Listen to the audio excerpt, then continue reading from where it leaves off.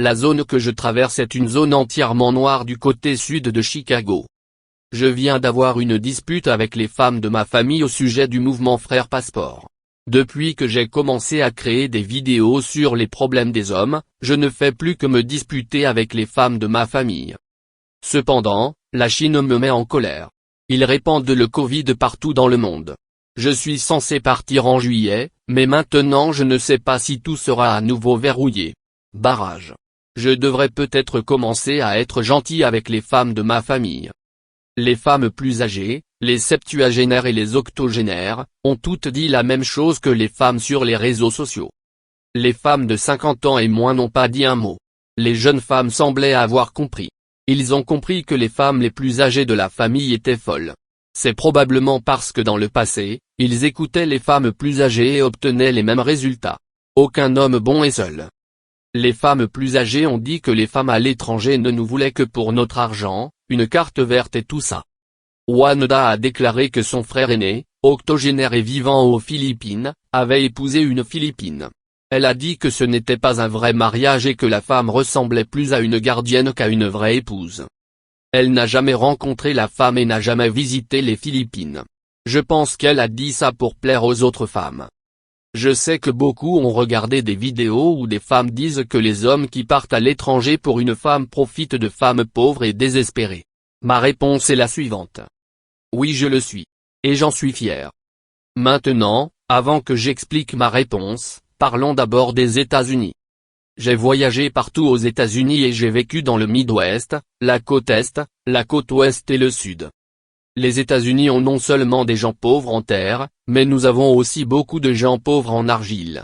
Donc, oui, vous pouvez devenir plus pauvre que la saleté.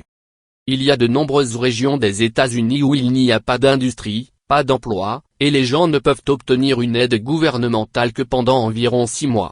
Dans de nombreux États, une personne ne peut obtenir des bons d'alimentation que pendant 6 mois, puis doit attendre 6 mois de plus avant de pouvoir demander à nouveau des bons d'alimentation. C'était comme ça dans les années 90 et au début de l'an 2000. Je ne sais pas si c'est de la même manière. Pour mes téléspectateurs étrangers, les coupons alimentaires sont de l'argent que le gouvernement fournit aux pauvres pour acheter de la nourriture. De plus, il y a des villes et des régions entières qui reçoivent des coupons alimentaires. Cela comprend les Noirs, les Blancs, les Chinois, les Mexicains, les Juifs, les Polonais, les Coréens, les Russes et de nombreuses autres villes et régions. Tout dépend de la partie du pays dans laquelle vous vous trouvez. Par exemple, l'Oregon compte beaucoup de Juifs pauvres et d'immigrants asiatiques. L'Illinois compte beaucoup d'immigrants polonais. En fait, l'Illinois comptait tellement d'immigrants polonais que dans les années 1960 et 1970, la plupart des vitrines du côté nord de Chicago n'avaient que des enseignes en polonais. Maintenant, prenez les régions montagneuses de la Caroline du Nord, du Tennessee, du Kentucky et de la Virginie. Je ne suis pas allé dans ces régions depuis des années, mais je pense qu'elles sont probablement les mêmes qu'au début des 2000. Ces zones n'ont pas d'industrie, donc pas d'emploi. De plus, dans la plupart de ces régions, une personne ne peut obtenir des coupons alimentaires que pendant 6 mois. J'ai pris une année sabbatique à l'université et j'ai vécu à Charlotte en Caroline du Nord, où j'ai rencontré un homme qui vivait dans sa voiture. Il venait des collines de la Caroline du Nord, où il n'y a pas d'industrie, donc pas d'emploi. Il a travaillé n'importe quel travail qu'il pouvait obtenir afin de pouvoir envoyer de l'argent à sa femme et à ses enfants. Mon ex-beau cousin, Marcel, qui est un connard de voyou, m'a dit qu'il avait vécu une fois avec 2 femmes en même temps. Marcel m'a dit que lorsqu'il vivait dans la région montagneuse de la Caroline du Nord, il connaissait des femmes qu'on appelait des prostituées.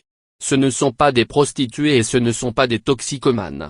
Ce sont des enfants qui ont été expulsés de la maison à l'âge de 17 ans parce que leurs parents, généralement une mère célibataire, n'avaient pas les moyens de s'occuper d'eux. Comme il n'y a pas d'emploi dans le quartier, ils ne font que marcher dans les rues toute la journée et toute la nuit. Marcel avait un travail de dur labeur, donc il avait un appartement. Il a permis à 2 de ses filles de rester avec lui. Il a dit qu'il en ferait un, puis se retournerait et ferait l'autre. Marcel est un voyou pour un tas de raisons. Aujourd'hui, il est divorcé de ma cousine.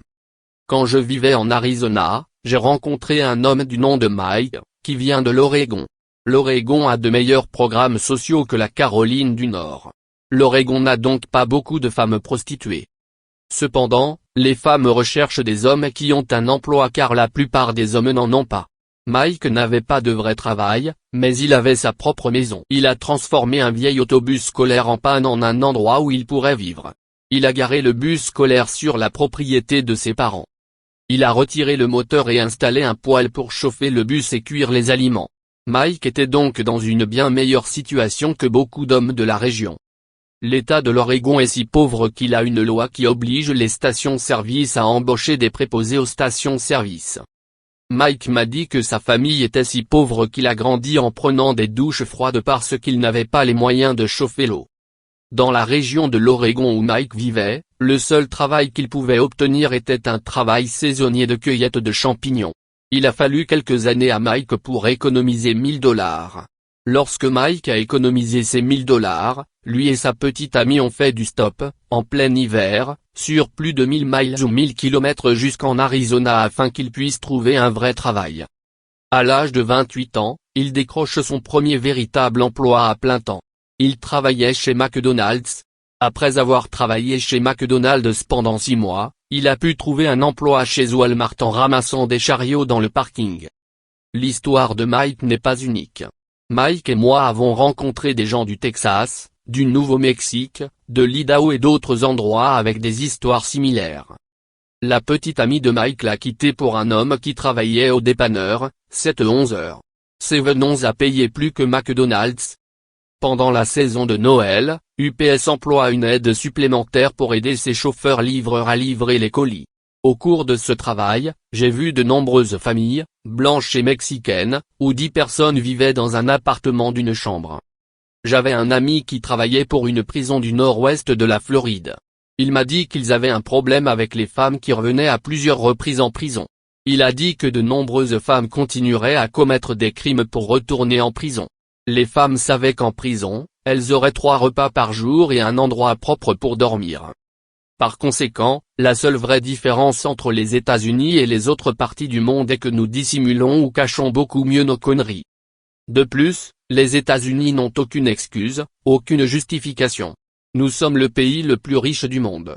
Toutes les grandes entreprises du monde ont un bureau ou un siège social aux États-Unis. Ainsi, avant de parler et de rabaisser les femmes dans d'autres parties du monde, nous devrions d'abord nous regarder. Aujourd'hui, aux États-Unis, les femmes continuent d'avoir des bébés d'hommes irresponsables ou peu fiables. De plus, les femmes aux États-Unis continuent d'avoir plusieurs bébés par ces types d'hommes. De plus, le contrôle des naissances est gratuit ou si bon marché qu'il est presque gratuit. De plus, ces femmes ne sont pas au lycée ou adolescentes, mais des femmes adultes dans la vingtaine. Il n'y a aucune raison pour qu'elles continuent à avoir des bébés avec des hommes irresponsables ou peu fiables. Ainsi, les femmes aux États-Unis continuent de prendre de mauvaises décisions à plusieurs reprises. Ils continuent de le faire parce qu'ils croient qu'ils peuvent trouver un homme responsable et fiable avec un bon travail pour venir s'occuper d'elle et de ses bébés. Aucun homme responsable et fiable ne veut d'une femme qui continue à prendre de mauvaises décisions. De plus, les hommes responsables et fiables ont travaillé dur pour atteindre l'argent qu'ils ont, même les hommes pauvres. Nous sommes peut-être pauvres, mais ce n'est pas ainsi que nous voulons dépenser le peu d'argent que nous avons. Les femmes de ma famille n'arrêtent pas de dire que j'ai tort de ne pas vouloir sortir avec une mère célibataire ou l'épouser. Ils m'appellent de toutes sortes de noms. Ils ont dit que j'étais égoïste. Je rabaissais les femmes noires et plein d'autres trucs. J'ai répondu en disant que je me suis assuré que je n'aurais pas d'enfant à moins d'être marié, et maintenant vous voulez que je jette tout ça. Cela ne me profite en rien. Cela ne profite qu'à la femme. Je ne me suis pas amusé à faire le bébé, alors pourquoi voudrais-je m'occuper ou payer un bébé que je ne me suis pas amusé à faire? Comme toujours, ils ont mis fin à la dispute en m'ignorant. Dans le passé, je suis sorti avec quelques mères célibataires. Sur la base du peu d'informations que je connaissais sur l'une des mères célibataires, j'aurais peut-être envisagé de me marier. Cependant, elle avait 5 enfants, alors j'ai laissé ça de côté. Dans une vidéo que j'ai regardée, l'homme a dit qu'elle serait en forme, amicale et coopérative parce qu'elle n'avait pas d'autre choix. Aucun homme ne veut d'une femme avec 5 enfants. Les femmes à l'étranger pouvaient avoir un enfant, mais ce n'était pas à cause de mauvaises décisions après de mauvaises décisions. C'était surtout à cause d'une mauvaise situation, comme aux Philippines. Aux Philippines, on ne dit rien aux adolescentes sur le contrôle des naissances, ou on leur dit que la pilule peut causer beaucoup de problèmes à une femme. Donc, pour ces femmes, la plupart des hommes américains ne voient pas d'inconvénient à se marier. Mais, malheureusement, c'est une mauvaise situation créée par des informations trompeuses. Les hommes américains ne vont pas épouser une femme qui a décidé de passer un bon moment et qui ne veut plus faire face aux conséquences de ses actions passées. Aux États-Unis, d'après le recensement des États-Unis, il y a plus de 30 millions de mères célibataires, donc partout où vous vous tournez, il y a une mère célibataire. Quand je regarde les femmes de ma famille, comme mon cousin qui a épousé Marcel, elles ont toutes refusé les hommes bons pour l'homme amusant. De plus, ils savaient tous que l'homme était irresponsable ou peu fiable avant d'avoir son bébé. Lorsque je travaillais chez un grand détaillant, je voyais des femmes à la fin de la vingtaine ou au début de la trentaine. Ils ont épousé l'homme qui était le mec sexy quand ils étaient plus jeunes. Maintenant, ils en veulent plus, et il ne peut pas leur en donner. Ils tentent toujours de vivre ces jours de gloire. Permettez-moi d'abréger. Je sais que certains hommes se sont posé la question suivante. Pourquoi être fidèle à une femme? Quand la femme était jeune, elle faisait du vélo parmi les hommes. Maintenant que nous, les hommes, sommes plus âgés, avons de l'argent, et à cause de cela, nous avons beaucoup plus de femmes qui s'intéressent à nous. Alors pourquoi ne pas parcourir les femmes comme ils ont parcouru les hommes? Est-ce à notre tour de nous amuser? De plus, les femmes qui n'ont pas traversé les hommes tentent toutes d'être manipulatrices. Aucun de ces types de femmes n'est matériel de mariage. Alors pourquoi nous, les hommes, devrions-nous entrer dans une relation sérieuse avec ce type de femmes? Pourquoi être fidèles? Nous, les hommes, avons donc besoin de trouver une femme à qui nous pouvons être fidèles, une femme dont nous voulons prendre soin et qui veut aussi prendre soin de nous. Nous avons découvert qu'aux États-Unis et en Europe occidentale, ce ne sont pas les femmes de plus de 30 ans, et ce ne sont pas la plupart des mères célibataires. Les femmes qui ont dit que les hommes qui vont à l'étranger pour trouver une femme profitent des femmes pauvres et désespérées et essaient d'être manipulatrices. Disons que toutes les choses négatives que les femmes disent sur les réseaux sociaux à propos des femmes à l'étranger sont correctes, et que ces femmes sont pauvres et désespérées. D'accord, les femmes à l'étranger sont des adultes. Ils sont capables de prendre la meilleure décision pour eux-mêmes. Nous les hommes ne pouvons pas les forcer à faire quoi que ce soit. Si nous, les hommes, n'étions pas là, ces femmes seraient coincées dans la pauvreté et le désespoir, et sans réel espoir d'un avenir meilleur. Les hommes offrent un meilleur espoir pour l'avenir. Alors, oui. Je profite de la situation et j'en suis fier. Je lui offre plus que ce qu'elle a maintenant et qu'elle pourrait avoir à l'avenir. Elle est adulte. C'est sa décision d'accepter ou de rejeter mon offre. Si un jour, elle n'aime pas la situation, alors elle peut toujours partir.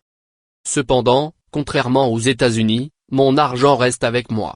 C'est la partie que les femmes sur les réseaux sociaux n'aiment vraiment pas. Merci d'avoir regardé. Veuillez cliquer sur le bouton j'aime, vous abonner, laisser un commentaire et partager cette vidéo.